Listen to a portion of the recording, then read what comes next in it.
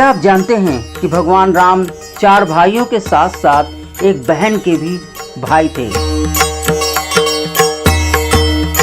यानी राजा दशरथ 4 पुत्रों के अलावा एक पुत्री के भी पिता थे।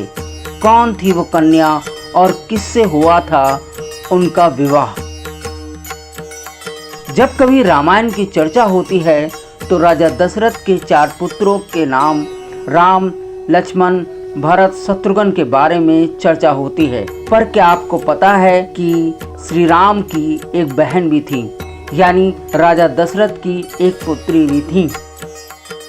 आखिर भगवान राम की वो बहन कौन थी? उसका विवाह किसके साथ हुआ था? शायद ही इसके बारे में किसी को जानकारी हो।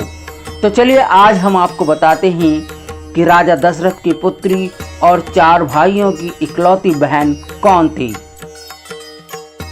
ऐसा कहा जाता है कि राम की इकलौती बहन का नाम शांता था। रामायण में कहीं भी शांता का जिक्र नहीं मिलता है।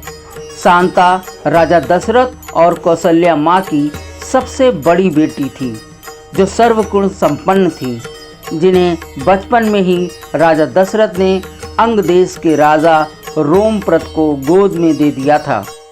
राजा रोमप्रत की पत्नी वर्षणी माता कौशल्या की बहन और शांता की मौसी थी। एक बार राजा दशरथ और कौशल्या माँ अंग देश गए हुए थे तो उनकी बहन वर्षणी ने शांता को गोद लेने की बात कही, जिसे राजा दशरथ और माँ कौशल्या टाल नहीं सकी और उन्होंने अपनी बेटी शांता को अपनी बहन को गोद दे दिया था। बाद में सर्वगुण संपन्न वेदों की जानकार शांता का विवाह ऋषि श्रृंगी के साथ हुआ था।